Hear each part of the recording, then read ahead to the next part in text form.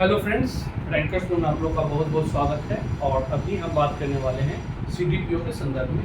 दोस्तों, जैसा कि जानते हैं हम लोग कि सीडीपीओ का जो मेंस का डेट है, मेंस फॉर्म भरने का जो डेट है वो आ गया है। और यह शुरुआत किया गया है आपको 21 सितंबर से। 21 सितंबर से लेकर आपको 7 अक्टूबर तक 2022 अक्टूबर तक मेंस फॉर्म भरने का डेट दिया गया है।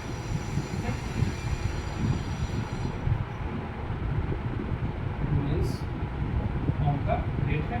और जो एग्ज़ाम बताया जा रहा है, जो एग्ज़ाम लिया जाएगा मेंस का, वो आपको 8 नवंबर और 9 नवंबर को 8 और 9 नवंबर को आपका मेंस का एग्ज़ाम होगा। अब ऐसे में देखा जाए तो समय काफ़ी कम है, और जो लोग खासतौर पर 67 प्री दे रहे हैं उनके पास तो और भी समस्याएं हैं, क्योंकि हम लोग जानते हैं कि 67 जो प्री एग्ज़ाम डेट है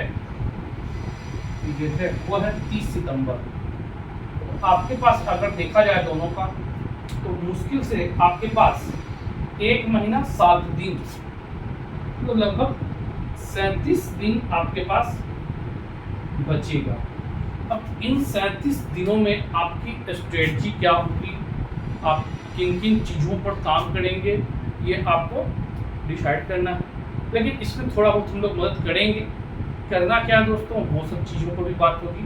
और यह 37 दिनों में ही आप देखते हैं कि 3 महापर्व जैसे दुर्गा पूजा, दीपावली और छठ जैसे पर्व हैं। तो निश्चित तौर पे घर में जब ये सब कार्यक्रम होता है तो एक समस्याएं रहती है, फुल्ली रूप से पढ़ाई नहीं कर पाते हैं लोग। तो आपको एक मैनेजमेंट करना होगा, बेहतर तरीके से स्ट्रेटजी बनानी होगी, तभी आप कर पाएंगे।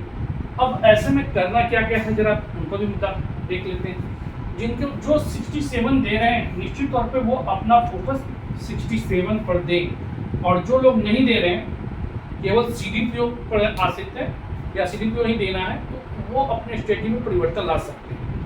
अब बात करते हैं, चूंकि number of candidate 67 pre with CDPO काफ़ी हैं, तो इनके थोड़ा देखिए कि करना क्या है। दोस्तों, अभी आपके 30 सितंबर में लगभग आज 16 हो गया है, तो आपके पास लगभग 14 दिन बचे हैं। ठीक है, अब इन 14 दिनों में 1-2 दिन आपको थोड़ा काम करना क्या होगा कि आप प्री पर 8-10 घंटा जो समय दे रहे हैं वो देंगे, लेकिन थोड़ा और समय आपको निकालना होगा। और आपको 2 से 3 दिन तक 2-3 घंटा, 2 घंटा बहुत है, 1.5-2 घंटा, 1 घंटा भी कर सकते हैं, 1 से 2 घंटे के बीच आपको फोकस करना होगा थोड़ा मेंस पर। अब क्या करना होगा, केवल 1-2 दिन, ज़्यादा नहीं, 1 से 2 दिन। अब क्या करना है इन 1-2 दिन में, इस पर बात करते हैं। दोस्तों, जो मेंस का एग्जाम होगा वो 3 चीज़ों पर आधारित है। पहला ऑप्शनल पेपर, और ऑप्शनल पेपर पर आप लोग, चूँकि आपके पास नोट निश्चित तौर बना होगा, मटेरियल बनी होगी, आपको काम करना है केवल बस।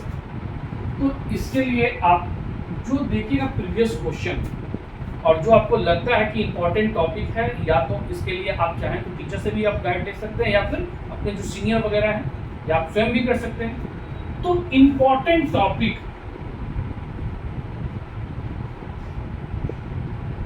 को एक कॉपी में लिख लीजिए, क्योंकि समय आपके पास कम है। जैसे प्री देते हैं, उसके बाद सडन आपको लगना पड़ेगा मेंस में, और इम्पोर्टेंट टॉपिक ही करना है। उसके बाद ये नहीं कि अब ये पढ़ना है, ये छोड़ना है, ये क्या करना है, कुछ नहीं। आपके पास कम समय रहेगा, बिल्कुल उसी पर फोकस होना है। ठीक है, तो इम्पोर्टेंट टॉपिक एक जगह केवल लिख दीजिए कि हमें करना क्या क्या, पढ़ना क्या क्या।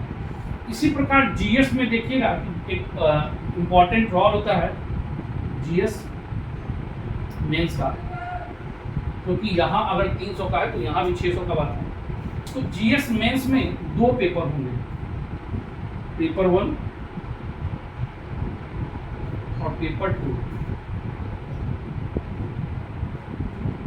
पेपर 1 और पेपर 2, इन दोनों के लिए आपके पास जो सेगमेंट है, सेक्टर है, उस पर बात करें तो यहाँ हो गया पेपर 1 पहला से खंड ए, बी और सी, हिस्ट्री एंड कल्चर।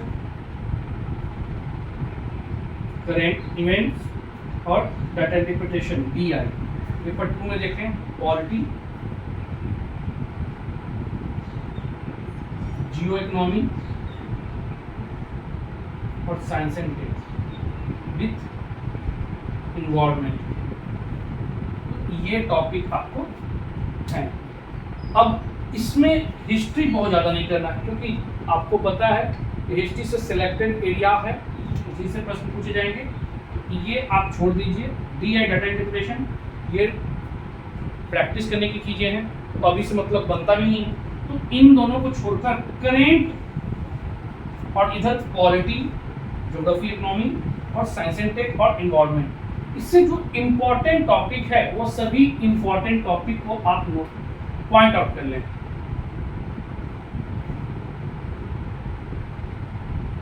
ताकि समय कम मिलेगा तो भी आप बेहतर तरीके से कर लें। तो पॉलिटी में कौन कौन से इंपॉर्टेंट टॉपिक है, ज्योग्राफी और इकोनॉमी में कौन कौन से इंपॉर्टेंट टॉपिक है, और साइंस एंड टेक और इन्वायरमेंट का कौन कौन से टॉपिक है, तो वो आप 20, 25, 30 जो भी बन पड़े आप बिल्कुल उसको पॉइंट आउट करके लीजिए, उनको इन्हीं पर काम करना है। अब इसके बाद क्या करना है कि करेंट पर आते हैं कि करंट में कैसे क्या करेंगे, कि पॉलिटी, इकोनॉमी, ज्योग्राफी वगैरह, साइंस एंड टेक वगैरह पहले से चूंकि लोग करके रखे हैं तो बहुत ज़्यादा समस्याएं नहीं आएगी वहाँ। अब बात करते हैं करंट पर। करंट में पढ़ना या करना क्या है।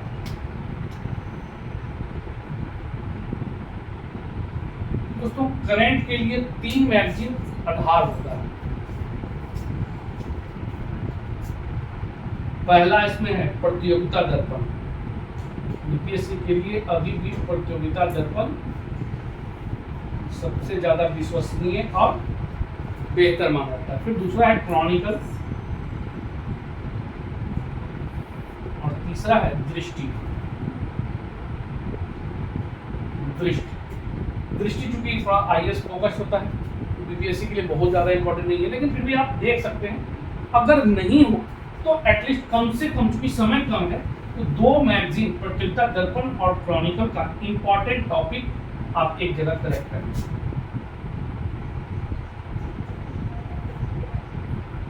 ठीक है, अब एक जगह कलेक्ट करने के बाद करना क्या है कि एग्जाम के बाद आप इस पर काम कर सकते हैं। लेकिन दोस्तों जो पॉलिटी का हो सेगमेंट, चाहे इकोनॉमी का है या फिर साइंस एंड टेक, इन्वायरमेंट का जो टॉपिक है वो, या इन चीज़ों पर खास तौर पर देखिएगा, करंट में जो चारों मुद्दा होता है वो आप पहले खंड बाई खंड तोड़ लें। जैसे कि इसमें आ गया पॉलिटिकल इशूज, और इसी पॉलिटिकल इशूज में इंटरनेशनल रिलेशन और इंटरनेशनल ऑर्गेनाइजेशन भी आएगा, सोशल इशूज, इकोनॉमिकल इशूज और